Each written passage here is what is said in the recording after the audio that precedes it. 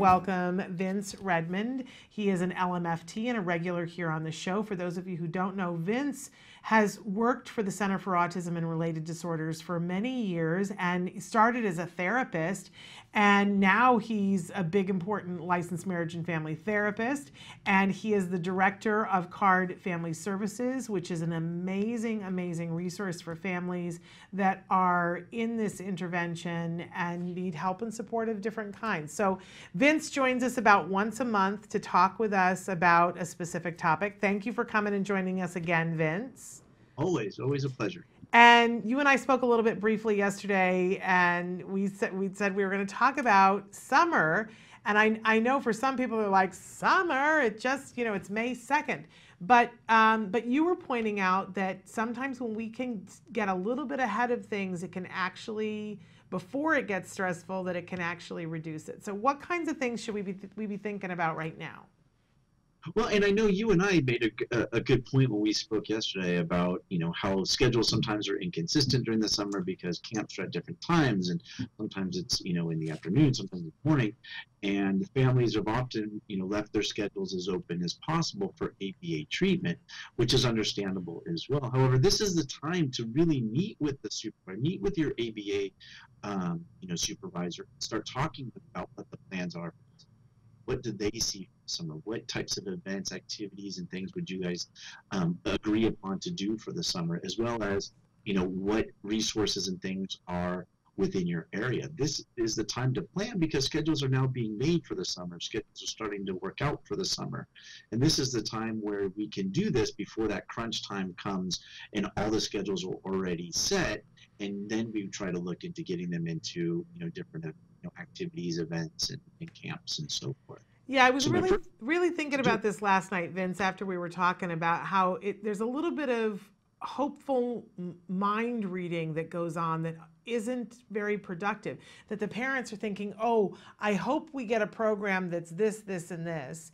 And the scheduler is like, oh, I'm hoping to get this child this much therapy during these hours, and I hope that the family is keeping themselves available for what I'm trying to do. And that just a little communication can make the likelihood that that success of getting what people want actually happens. Absolutely. Like you and I spoke yesterday, I know for the kids that I still supervise, I've already started to talk to the families about what are the plans for the summer. What are they looking for the summer? Vacations, camps, different programs, those types of things. When would they like therapy? When can we, that kind of thing, because, their schedules are sometimes different, sometimes they're the same. And so the schedules might not change all too much from what we're doing now in the spring. But again, that communication now, and like you said earlier, while it kind of heightens our anxiety a little bit because we're already talking about summer and changes that are coming, when those changes actually come, we should be a lot less anxious and a lot more, knowledgeable of what we're going to do for the summer. And just to clarify, because we talk a lot here about prioritizing your ABA hours, that doesn't mean that you can't do other things. It just means that if it comes down to, well, you can get therapy at this time, or you can take the Gymboree dance class, and you can't move the Gymboree dance class to another time, that you prioritize and do the ABA. But a lot of times if you plan ahead, you can say, well, we'd like to take this Gymboree dance class that only happens at this time. If that's the only time we can do therapy, we're not going to do it. But and then they can fit the puzzle pieces around, or they can say that's not going to conflict and go ahead and sign up for the Gymboree dance class. Right. It's a lot easier to do it now. Like you're saying, moving those puzzle pieces around before the schedules are completed and finished, right? Because we can mark that time off and then look at another time, either morning, afternoon, another day, those kind of things to fulfill the ABA hours. It becomes much more difficult when the schedules are complete because they're complete for everyone. And as we know, that's a tapestry of therapists that are woven in and out of all different cases throughout the center. So to make a change at that point, now we're just not only disrupting their schedule, possibly many other family schedules as well. So if we do this in the beginning, we're able to have the best of both worlds, oftentimes where they're able to do those extracurricular events as well as, not jeopardize their ABA treatments at all. Absolutely. Now, the asterisk also here is, though, that a lot of this, we don't want to send a message that parents can go and get their schedule locked and loaded right now, because a lot of places are getting the availability from the therapists because their schedules change in the summer too. Some of them have summer classes, some of them take vacation, some of them, are moving, doing whatever. So just know that you're starting the conversation right now, but not having an expectation that somebody is going to be able to give you a, yes, this is what it will be right now, because it's all contingent on when the therapists are available. Is that right, No, Vince? that's true. Very, very true. But the other thing is what we're looking at now is actually just starting to think of what are the options for the summer. What are some of the things we want them to do for the summer? We've spent our time so far talking about the scheduling of it, but it's also just as important just to look and see what do we want to do for the summer. Is it a swim class? Is it, like you're saying, Gymboree? Is it, maybe it's just a vacation? Maybe it's just, hey, we're going to be gone for this week. And so that we're able to talk to this, to the staff on how we can rearrange schedules so that your child doesn't lose any treatment, so that they're still able to maintain their level of treatment even with that, the summer vacation in between, and then aid support. Maybe they want to do a camp. Well, is aid support allowed? Can we provide aid support there? What's the need? So all of these things are great to work on now, so that when we're ready, June, whatever it is, 1st or June the 15th or whatever the date is in your office, there's already a skeleton of a plan in place. Now it's just a matter of making that happen. Right. And I like to always think, because I'm a former teacher, and we will start talking very soon here on the show about the great summer slide. And this is not just about kids that are on the autism spectrum. In fact, quite to the contrary, teachers talk about the summer slide because it's what happens from the last day of school to the first day of school. Neurotypical kids will lose some of what they learned if it's not maintained over the summer. And this is horrifying to a teacher. We hate summer slide, but I will tell you, from an autism parent's perspective, it's something that you go, well, if the rest of the kids are going to slide back a little bit and my kid is making a whole lot more progress, we're going to get closer to caught up. You know what I mean?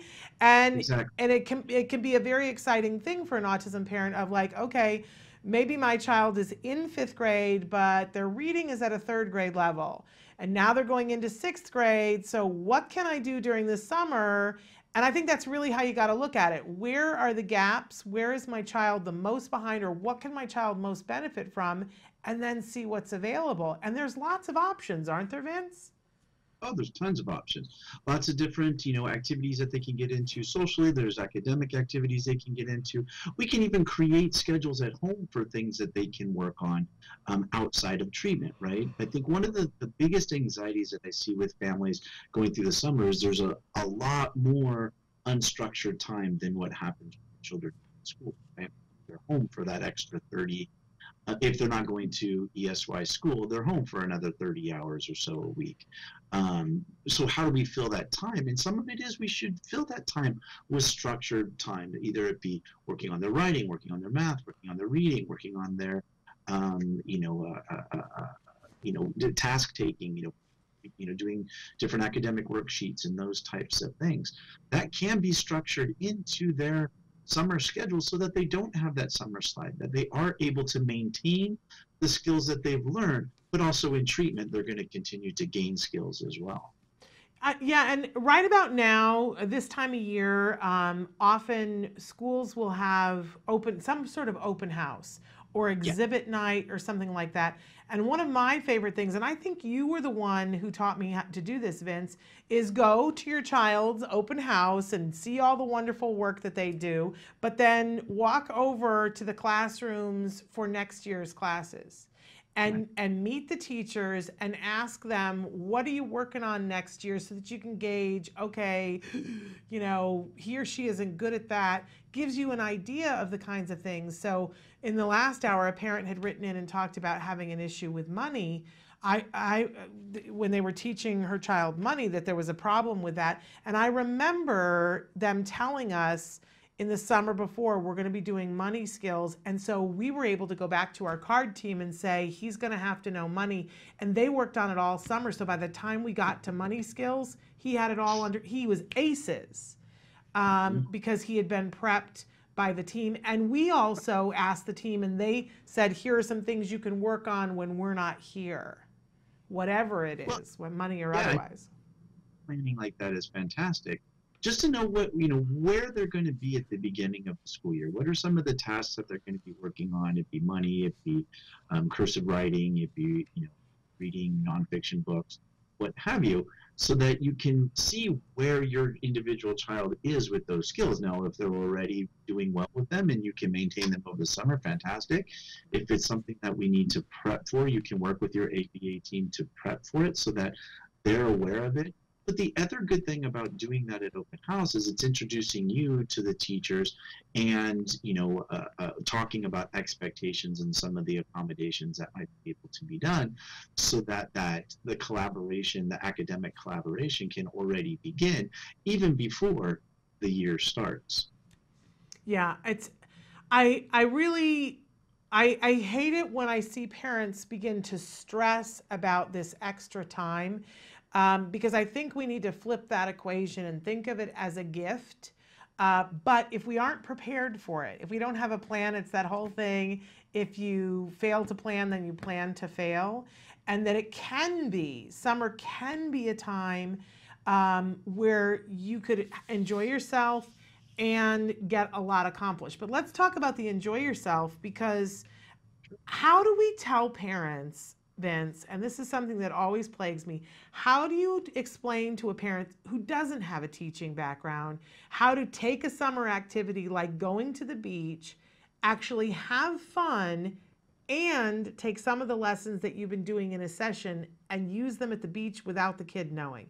I see parents who are like, that's like a magic act. How do you do that? We know therapists know how to do that. Teachers tend to know how to do that. But how do we explain that to a parent who doesn't have that kind of background?